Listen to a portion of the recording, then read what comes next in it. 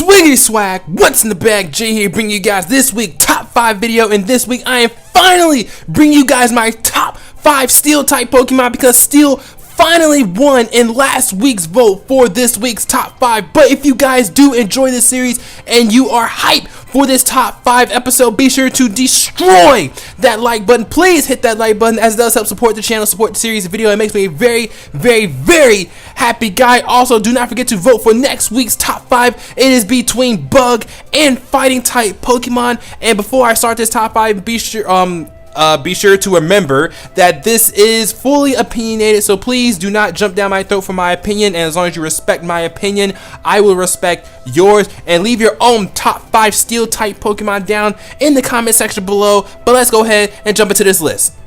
So coming in at number 5 on the top 5 list is Ferrothorn, and Ferrothorn is on this list because, first of all, I like Ferrothorn's typing because Ferrothorn's typing is more or less, I think it's pretty unique. I think Ferrothorn or Ferroseed and Ferrothorn are the only grass steel type Pokemon in the game. Correct me if I'm wrong, but first of all, I do like Ferrothorn's typing. It's fairly unique.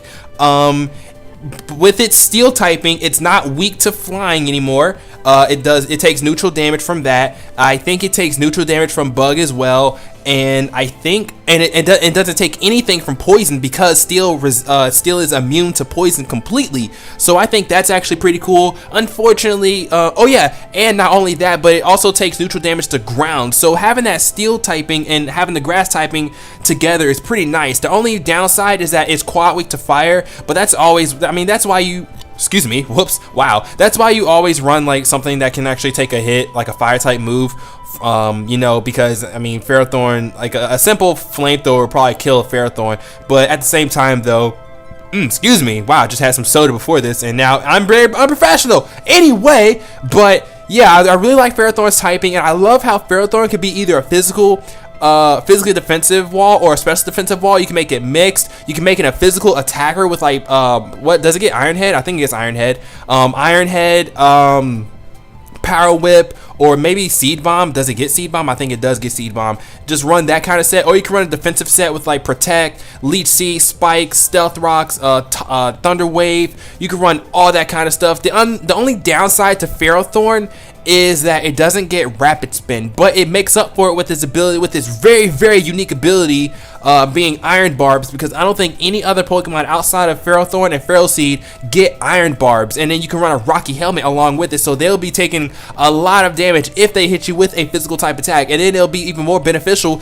if you actually switch in on a resisted physical type move, and then they take Rocket Helmet damage and they take more damage hitting you than you getting hit by them. So that is basically why Ferrothorn is on this week's top 5 list. So coming in at number 4 on this top 5 list is Fortress, and Fortress is on this list because I mean, I like Fortress because it plays the same role as what's it called, as Ferrothorn, but I mean, at the same time though, it does things a little bit differently. Okay, it could get, I think it gets Spikes.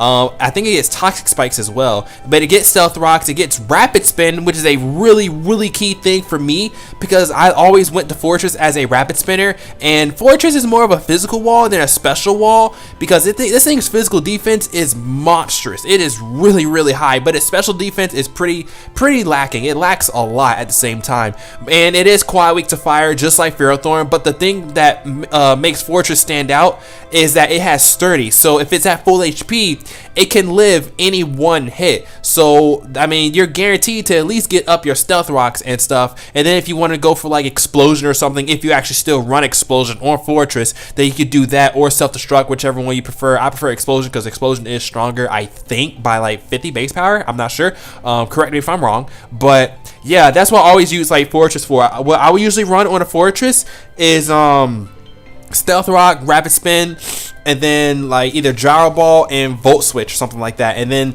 that way I can set up my rocks and then switch out, and I'll always have like a leftovers on my Fortress just in case it takes just a tiny bit of damage on switch in. Then I can I can restore my HP with the leftovers and then basically just get myself back up to sturdy. But that's basically why I like Fortress. Fortress is just really good for me competitive wise, and I also enjoyed that Brock had one in the anime as well because it kind of made him stand out from being like a rock type gym leader, just like when he had like the Zubat and like the Marshtomp and stuff. So yeah, that's basically why Fortress is on this top 5 list for this week. So coming in at number 3 on this top 5 list is Scizor, and Scizor, not Sizor, Scizor is on this list because look at Scizor's design. First of all, I love Scizor's design. It looked so cool, especially back when it came out in Generation 2. I thought this was the best Pokemon I have ever seen in my life because this thing's design was so powerful. It just looked so threatening. Like, look at those giant freaking pincers it has for its hands. That's amazing. I was so happy when Scyther got an evolution and he evolved into this thing. And then not only that, but Scyther's typing completely changed from bug flying to bug steel. So even though, yes, Scizor is quite weak to fire, just like Ferrothorn and just like Fortress, Scizor is still a really good Pokemon because first of all, it gets the ability Technician, okay? It gets Technician. If you guys don't know, Technician boosts any move that is like 60 base power or 65 base power, I think. I can't remember which is. It's either 60 or 65, but it boosts those moves by like a certain percentage. I can't remember what the percentage is, but basically moves like I think for sure Bullet Punch, and I think it boosts Bug Bite as well. But I don't think people run Bug Bite Scizor anymore, or they may run Bug Bite Scizor. And then not only that, but Scizor got a Mega as well, and its Mega is just as strong as its regular form. And then it gets access to Sword Stance and stuff. Like Sword Stance, Bullet Punch, Scizor is scary. Like literally, if you send this thing on a fairy type, as long as that fairy type doesn't have a fire type move, you're really good to go. But of course, with power saves now, you can get like hidden power fire Xerneas and stuff, and hidden power fire fairy type Pokemon. So I mean, they're still a threat, but Scizor is a threat too, and that's why Scizor is on this top 5 list for this week. So coming in at number 2 on this top 5 list is Mawile, and I will admit, I mean, at first, like back in Generation 3, I didn't really too much care about Mawile. I really just did not care because it just looked like a really weird Pokemon. It had terrible stats, and I was just like, whatever. And then right around like maybe Gen 5, I was like, Mawile's okay. Let's try to use a Mawile, and I couldn't use it because like even though it still had access to Sword Dance and Sucker Punch and Iron Head and like all the punches and all the, well, not all the punches, but like all the fangs and stuff and all that stuff, it still just lacked the power. But then in Generation 6, I will admit, I jumped on that, you know, that the hype train when Mawile got a Mega Evolution and it got retyped as Steel Fairy.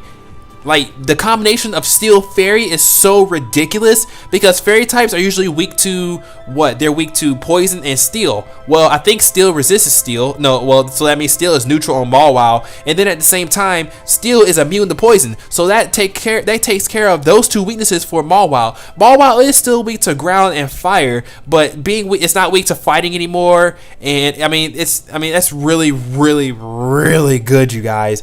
Yeah, it's not weak. Yeah, it's not weak to fighting. Yeah. That's what I said, right? Right. But yeah, I do like Mawile. Mawile has a lot of power. It doesn't have the speed, but it does have a lot of power. Mega Mawile, it gets huge power. It just hits really hard. It's so scary, and that's why Mawile is on this top 5 list. This thing is just a monster.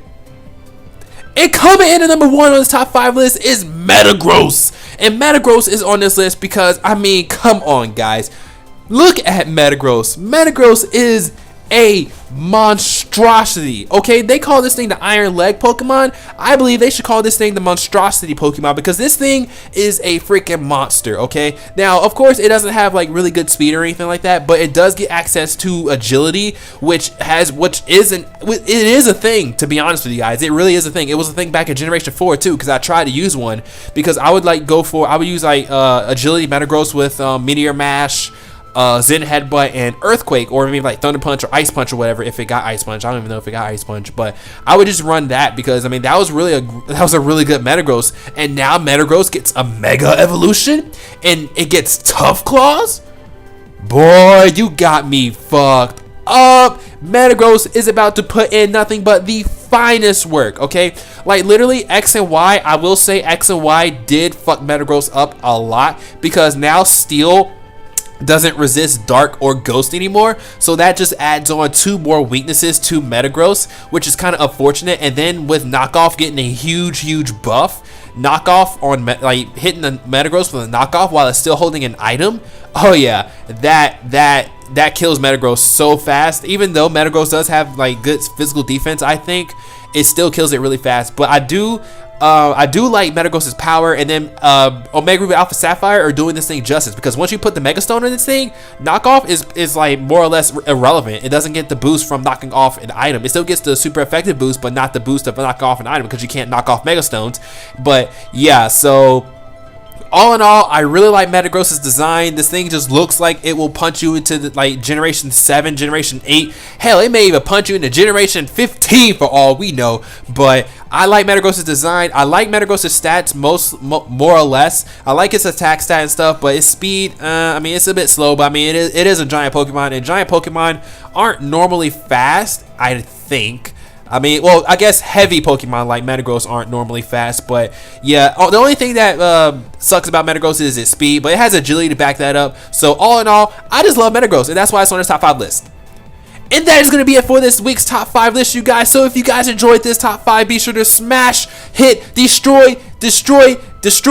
I said destroy like 3 times. Destroy that like button, as it does help support the series, support the channel, and it makes me a very happy guy. Leave your own top 5 list down in the comment section below, and do not forget to vote for next week's top 5. It is between bug and fighting, but I am going to go ahead and get it out of here because my allergies are acting up. So I will see you guys next week. Peace.